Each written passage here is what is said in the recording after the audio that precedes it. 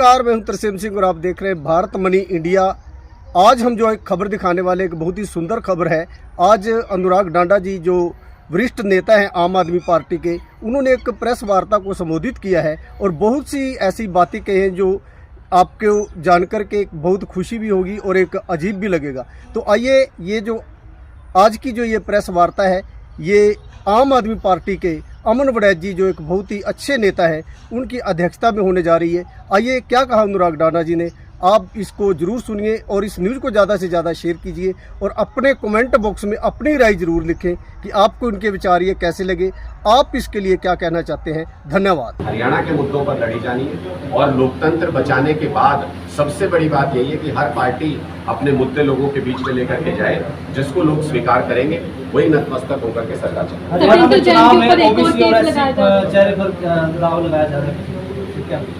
देखिए, भारतीय जनता पार्टी की हमेशा ये नीति रही है, वो जाति आधारित राजनीति करते हैं। वो जातियों को आपस में लड़ा के, धर्म को आपस में लड़ा के, संप्रदाय को आपस में लड़ा के, प्रदेश को प्रदेश से लड़ा के वो वोट हासिल करना चाहते हैं। लेकिन इससे देश का भला नहीं होता, इससे प्रदेश का भला नहीं होता, इससे प्रदेश का नुकसान होता है। आम आदमी पार्टी की नीतियां काम करने की है, ऐसे काम जिससे हर संप्रदाय, हर मजहब, हर जाति के व्यक्ति का फायदा हो।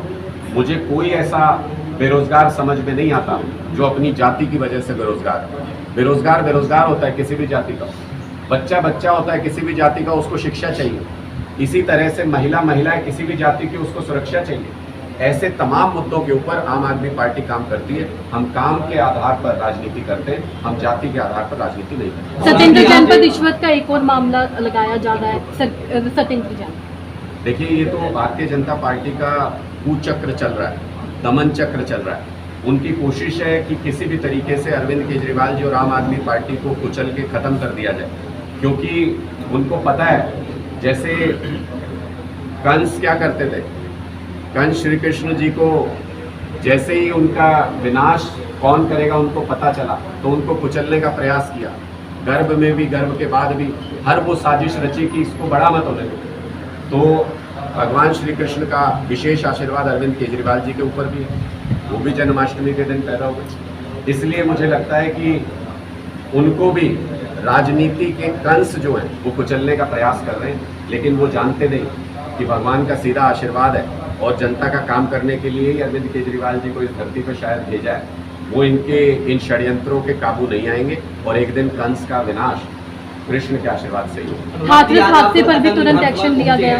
विधानसभा को लेकर आगामी विधानसभा चुनाव को लेकर क्या योजनाएं हैं, बहुत मजबूत चेहरे होंगे जो आपका चुनाव लड़ने जा रहे हैं। बहुत मजबूत तैयारी चल रही है और हमारे सभी साथी जो असंध विधानसभा के अंदर काम कर रहे हैं वो बहुत ही कर्मठता के साथ एक एक गांव में जाके, एक एक वार्ड में जाके पूरी मेहनत से लोगों के साथ जुड़ने का काम कर रहे हैं। आम आदमी पार्टी सही समय पर सही निर्णय लेगी और पूरी ताकत के साथ असंध विधानसभा का चुनाव लड़ेंगे। इसमें किसी प्रकार का कुछ नजर आता है, मनदीप ढूंढला तो अच्छा नजर नहीं आता पिछले एक साल में।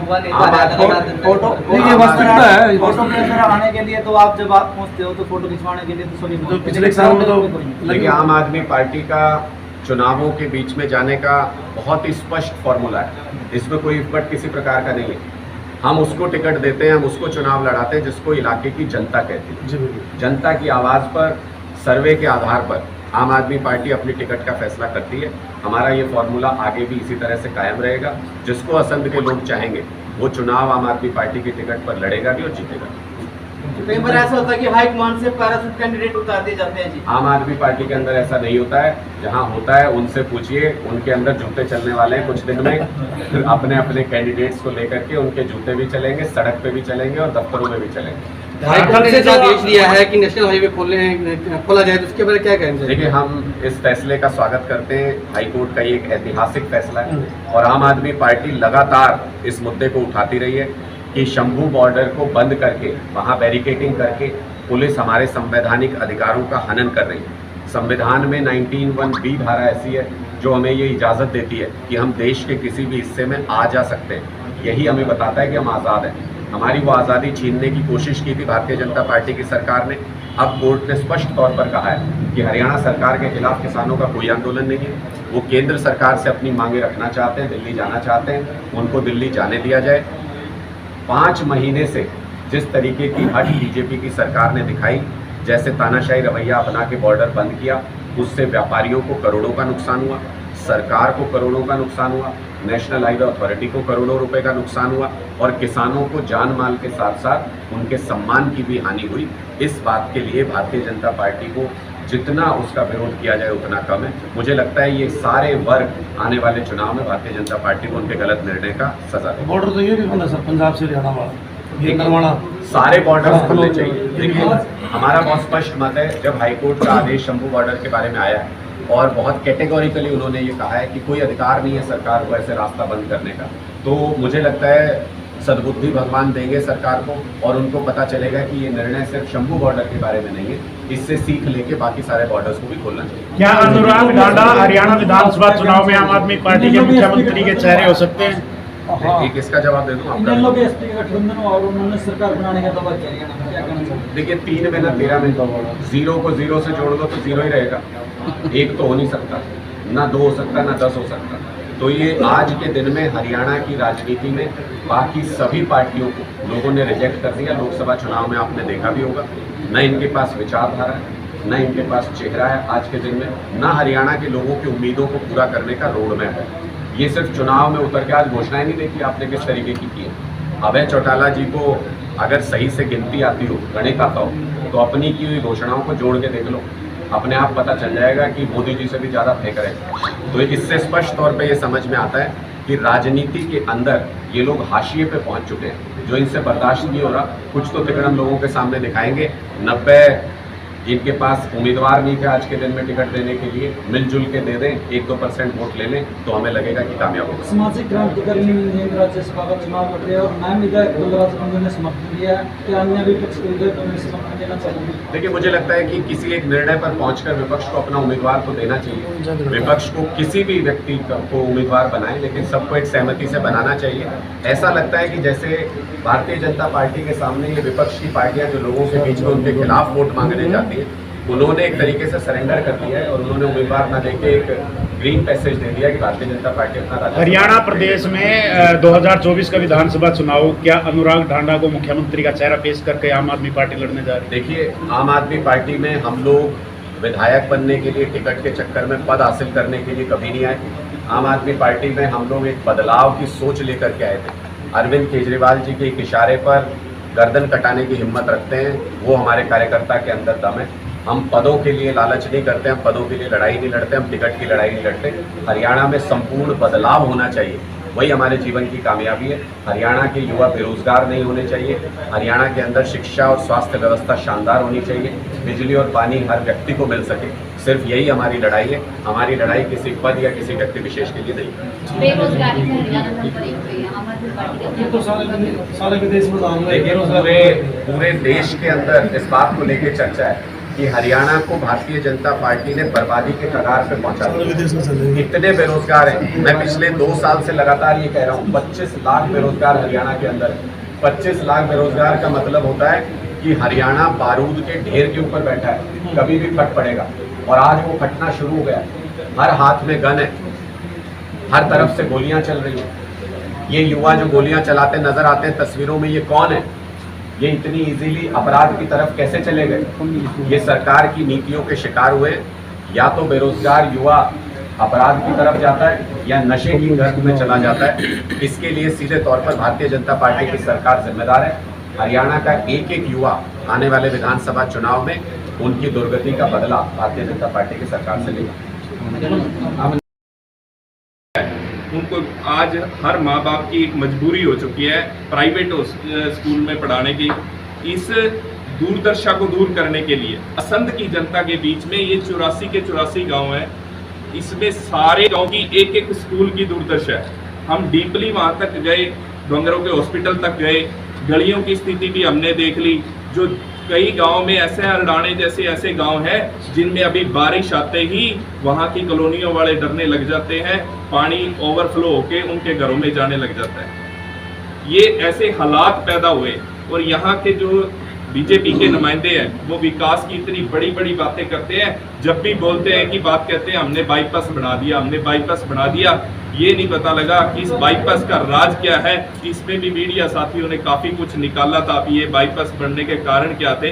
क्या बाईपास बनाने से हमारे बच्चों की ज़िंदगी ठीक हो सकती है? अगर बच्चे पढ़ेंगे नहीं, पढ़ लिख के शिक्षित नहीं होंगे तो वो कैसे आगे बढ़ पाएंगे? कैसे उनको सरकार नौकरियां देगी? ना रहे बांस ना बजेगी बांसुरी जब स्कूल में ही नहीं होगा। यहाँ पर पूरे टीचर नहीं होते, अगर टीचर होते हैं तो उनको BLO लगा रखा है। अमन युवा नेता है, पार्टी यदि मौका देती है मजबूती के साथ इलेक्शन लड़ेंगे? बिल्कुल लड़ेंगे जी। पार्टी जिस तरह की सेवा हमें देगी, अगर मेरे किसी और भाई को भी ये मौका मिलता है तो तन मन धन से उसकी भी सेवा करेंगे। हमारा मकसद एक है, संत के बच्चों को के लिए अच्छे स्कूल बनाना, जो दिल्ली के बच्चे और पंजाब के बच्चे आज फैसिलिटियां ले सकते हैं। सरकार की जो जिम्मेवारी है, नैतिक जिम्मेवारी है सरकार की, कि हमारे बच्चे पढ़े लिखे होने चाहिए, उनके लिए अच्छे स्कूल बनवाने की जो जिम्मेवारी है, उसके लिए हम अच्छी सरकार चुनने के लिए अरविंद केजरीवाल जी को एक मौका देने के लिए जिसकी भी जो भी जिम्मेवारी लगेगी, तन मन धन से जोर लगा के इस इलेक्शन को जीतेंगे भी। और उम्मीद भी करते हैं, संत की जनता का इतना प्यार हमें मिल रहा है, गांव-गांव जाते हैं, आप जनसभा मेरे फेसबुक से उसमें उठा के देख सकते हैं कि आज जो मौके के विधायक हैं उनको सुनने के लिए कोई नहीं आ रहा। आज जो बीजेपी के नुमाइंदे हैं वो अपने घरों में सो रहे हैं और हम 46 डिग्री टेम्परेचर पे भी आम आदमी पार्टी का एक एक कार्यकर्ता अपनी लोगों के घरों में जा रहा है, उनकी समस्या सुन रहा है, स्कूलों की दुर्दशा देख रहा है, हालात देख रहा है गांव के। और ये समय बदलने वाला है और उम्मीद करते हैं संघ की जनता अब की बार आम आदमी पार्टी को चुन के अपने बच्चों के भविष्य को बिल्कुल सेव करेगी। और ऐसे ही अमन जी, पूर्व विधायक की बात करें या मौजूदा विधायक की बात करें, कोई भी काम उसको श्रेय लेने की तो होड़ लगी हुई है, इसके बारे में आप क्या कहना चाहिए, चाहे कोई भी काम? देखिए, मैं हमेशा आग्रह करता रहता हूँ, मौके के विधायक से भी बात करता हूँ, कहते हैं मेरी चलती नहीं है, पर हम कहते हैं इनकी आवाज़ तो उठाओ। हम भी तो विपक्ष की भूमिका निभा रहे हैं, हम भी उनकी आवाज़ बुलंद कर रहे हैं, हम भी स्कूलों की आवाज़ उठा रहे हैं, हॉस्पिटलों की आवाज़ उठा रहे हैं, लोगों के साथ जो अन्याय हो रहा है उसकी आवाज़ उठा रहे हैं। ये दोनों आपसी लड़ाई में है, वो कहता है मैं मंत्री कन्फर्म बनूंगा, वो कहता है मैं मंत्री कन्फर्म बनूंगा। इनकी आपस की लड़ाई के अंदर जनता पिसरी। असंध के एक आम आदमी पार्टी के नेता ने अभी हाल ही में पार्टी छोड़ी है, उससे क्या असर पड़ेगा आम आदमी पार्टी पर? कौन से नेता? शेर प्रताप सिंह। देखिए, वो उनकी व्यक्तिगत राय थी। यहाँ पर अरविंद जी की विचारधारा से जो जुड़ के आता है, जिसको टिकट का कोई लालच नहीं होता, जिसको अपने ओहदों से कोई मतलब नहीं होता, वो अरविंद जी की विचारधारा से जो लगा है वो ही इस पार्टी में लंबा काम कर सकता है। अदरवाइज जिसको कुछ श्रेय हो पाने का, जिसको कुछ उम्मीद हो, वो उनकी विचारधारा है, शायद उनको उनके मुताबिक यहाँ कुछ नहीं मिल सका और पुराने कांग्रेसी फिर चले। युद्ध भूमि से भागने वाले कभी इतिहास नहीं लिखते। इतिहास और LG दिल्ली के मुख्यमंत्री को प्रताड़ित कर रही है, जिस तरीके से ED और CBI का दुरुपयोग कर रही है, ये बेहद शर्मनाक है। भारतीय जनता पार्टी यदि किसी से देश में डरती है तो वो आम आदमी पार्टी से और केजरीवाल जी से डरती है।